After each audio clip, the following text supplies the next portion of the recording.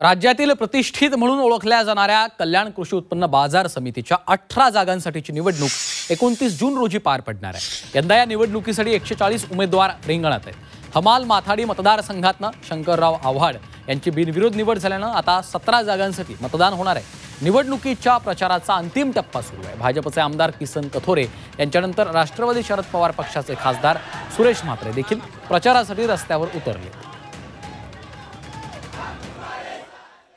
गेले अनेक वर्ष फक्त कृषी उत्पन्न बाजार समिती कल्याण हे खूप मोठं नाव मी ऐकतो।